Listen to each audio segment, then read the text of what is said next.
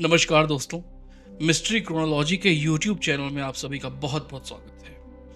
आज हम बात करेंगे उस एक प्रेतात्मा की। एक योनि है। योनियां तो ऐसे बहुत सारी हैं, लेकिन एक योनि ऐसी है जो बहुत कम लोग उस बारे में जानते हैं। बहुत आप लोगों ने उसके बारे में सुना भी होगा, लेकिन आप लोग ज़्यादा जानते नहीं होंगे उसके बारे में। एक तरह की कुलक्षणी है, एक तरह की, जैसे यक्षिणी होती है, यक्षिणी का ही एक तरह से करिए सब डिवीजन है वो एक तरह की।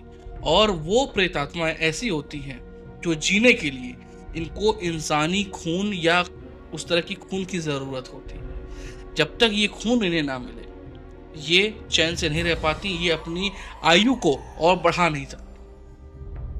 तो आज की स्टोरी इसी बारे में है कि ज्ञानेश्वर जी, उनकी लगभग एज रही होगी लगभग 65-66 साल की।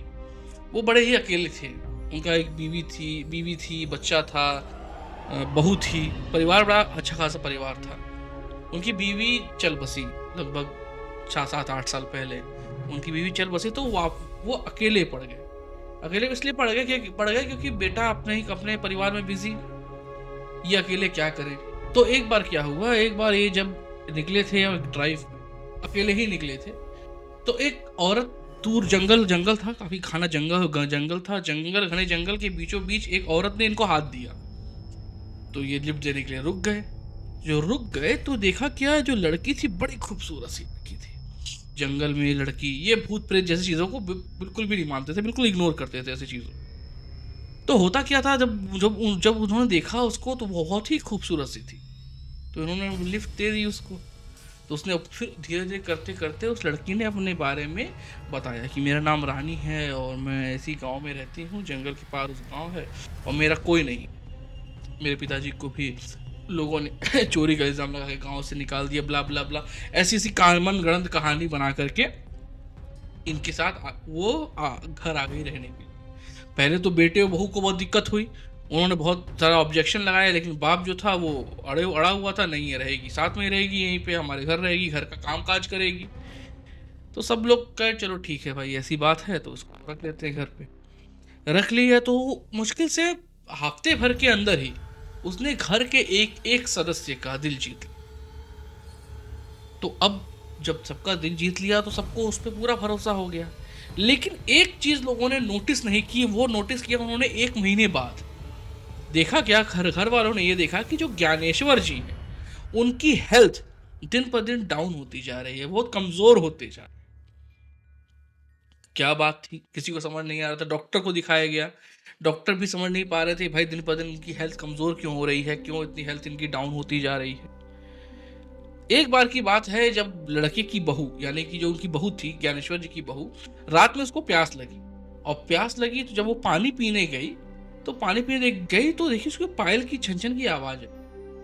यानी कि ज्ञानेश्वर जी के कमरे में कोई घुस रहा था और उस पायल की छन की आवाज उसको आई। तो जब उसको छन की आवाज आई तो धीरे धीरे गई वो, और जा करके देखा इसने देखा कि जो ज्ञानेश्वर जी थे और जो लड़की थी, वो दोनों लोग आपस में गले मिले थे।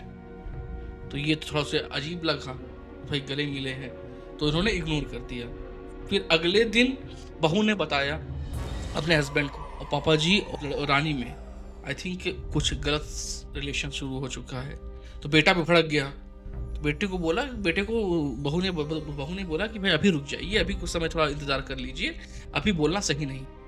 एक सही समय दे करके पिताजी को हम लोग उनसे बात किया जाएगा कि ये सब इस उम्र में ठीक नहीं है, और वो औरत भी हमें ठीक नहीं लगती।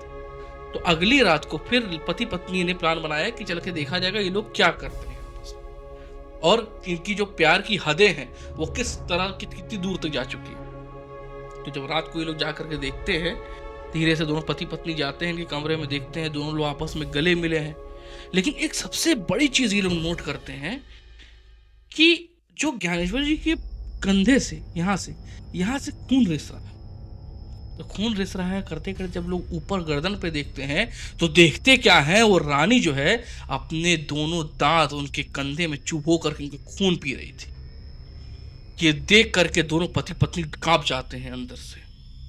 और उस लड़की का चेहरा एकदम भयानक था। डर के मारे ये सब अपने कमरे में आ जाते हैं और रात भर ये सब परेशान रहते हैं। अगले दिन सुबह भागते हैं, कि कोई कुलगुरु रहते हैं, गुरु के पास जाते हैं, बोलते हैं बाबा जी ऐसी सी बात है। बाबा कहते हैं अगर ऐसा है तो कुलक्षणी है, एक है, वही तुम्हारे घर में डेरा डाल चुकी। तो बाबा जी अगले दिन आते हैं घर पे आते हैं और देखते हैं, जैसे ही वो घुसते हैं और जैसे ही रानी उसके सामने आती है, रानी डर जाती है। जैसे कि रानी समझ गई थी कि ये कौन व्यक्ति है। कहते हैं ना, पॉजिटिव एनर्जीज को लोग पकड़ लेते हैं, वो जो बुरी आत्माएं जो होती है वो पॉजिटिव एनर्जीज को पकड़ लेती। तो इसने पकड़ लिया और ये डर गई। और फिर उसके बाद ये, लेकिन जो पिताजी थे वो पूरी तरह से उसके जाल में आए हुए थे, पूरी तरह से उसके माया जाल में उलझ गए थे।